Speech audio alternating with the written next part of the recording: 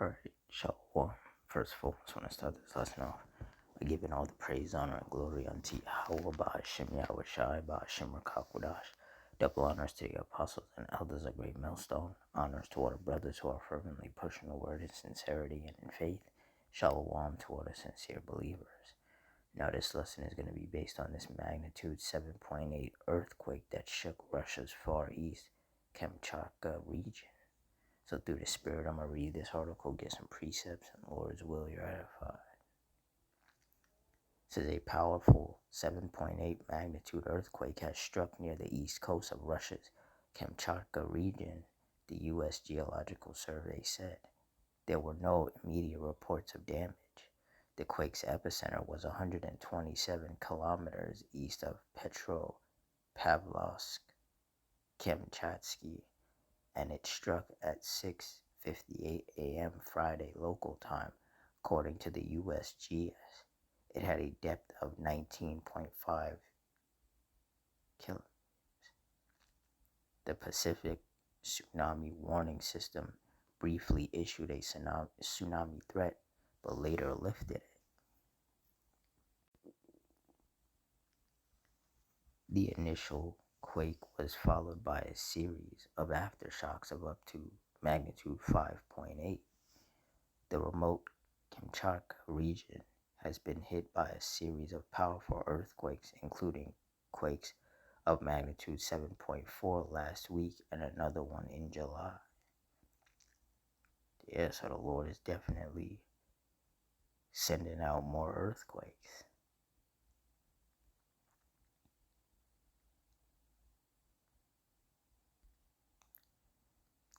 Isaiah 29:6, Thou shalt be visited of the Lord Yahweh of hosts with thunder, and with earthquake, and great noise, with storm and tempest, and the flame of devouring fire. And clearly what's going on out there in Russia is that they're getting hit with some earthquakes. And these aren't some lightweight earthquakes either. These are 7-point-something magnitude quakes. And then even the aftershocks are in the magnitude 5 range. So, it is getting more serious. Matthew 24:7. For nation shall rise against nation, and kingdom against kingdom, and there shall be famines, and pestilences, and earthquakes in diverse places. And when you look up the definition of diverse, it means many or multiple. And there's clearly many and multiple earthquakes happening throughout the world. Some more powerful than others, some areas experiencing earthquakes more frequently than others. But the earthquakes are happening, just as the scriptures foretold that they would. 2 Ezra 9:1, He answered me then, and said, Measure thou the time diligently in itself, and when thou seest part of the signs pass which I have told thee before. Verse 2, Then shalt thou understand that it is the very same time wherein the Highest will begin to visit the world which he made. Verse 3, Therefore when there shall be seen earthquakes and uproars of the people in the world, and there's plenty of both. There's plenty of earthquakes happening, and there's plenty of uproars of the people in the world in the form of protests going on in different countries. Verse 4, Then shalt thou well understand that the Most High spake of those things from the days that were before thee, even from the beginning. Verse 5, For like as all that is made in the world hath a beginning and an end, and the end is manifest.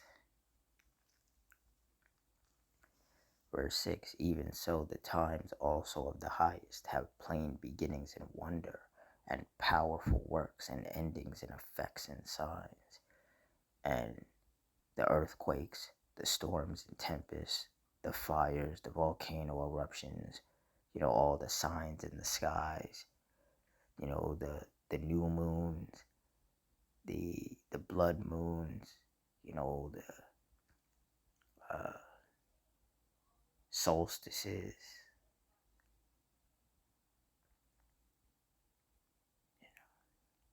the eclipses, all of these things are signs of the last days, which we are definitely living in.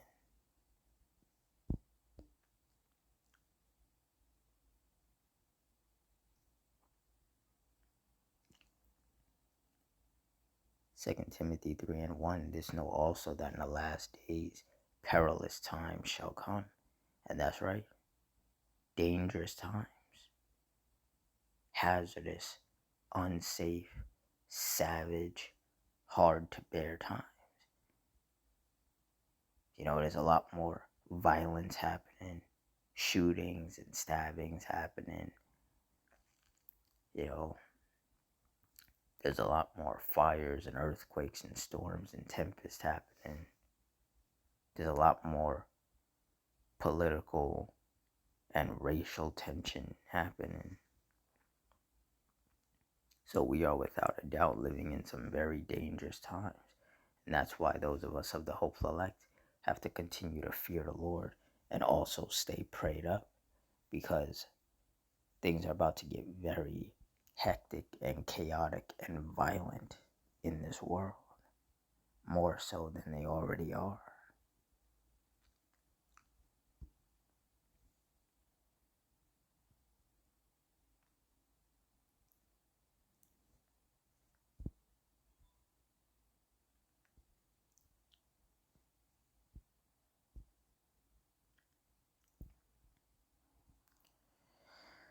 Luke 21:36.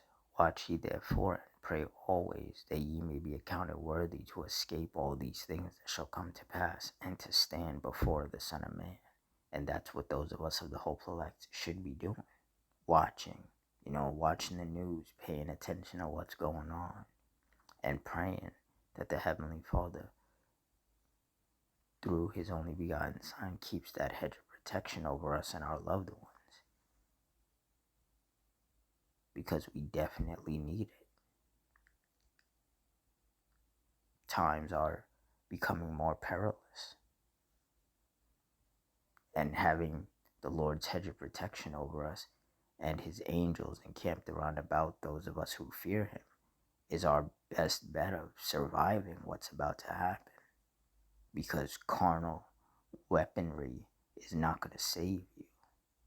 Only the Heavenly Father can save you through His only begotten Son, because these are the judgments of the Heavenly Father.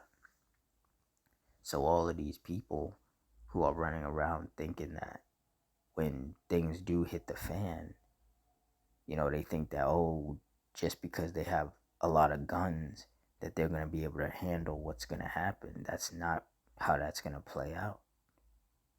Because guns jam, people run out of bullets. And the elder Malcolm, he mentions that a lot. People are trusted in their carnality to get them through these increasingly dangerous times, when they really should be trusting in the Lord, because the Heavenly Father controls everything that's going on. So He can control whether anything bad happens to you or around you. Or He can just, keep you and your family tucked off somewhere and safe. That's why those of us of the hopeful elect so fervently trust in the Lord, because we understand that whatever is happening is completely out of our hands. It's up to the Lord however He wants things to play out. So the best thing you can do is want to be on the Lord's good side. But a lot of people don't think that way because they're too carnal. And the scriptures even tell us that for to be carnally minded is death, but to be spiritually minded is life and peace. A lot of these people are going to die just because they're too carnal. They can't let go of that carnality. But the Lord set it up that way because the majority of people in this world are wicked. So that's why a majority are going to get wiped out. Those of us of the hopeful elect, we just have to continue to hope that we're not of that number. That the Lord is going to keep a fervent, diligent, righteous spirit on us. And Adwan Ratazah, We have been chosen from the foundation of the world to endure unto the end and be saved. That's all we can do. Continue to watch, continue to read, continue to pray, continue to fast, continue to rehearse the righteous acts, continue to follow the law, statutes, and commandments to the best of our ability, and just let the Lord do what he's going to do, and watch how this story plays out, because this story is very quickly coming to an end, and that's why everything is getting more chaotic.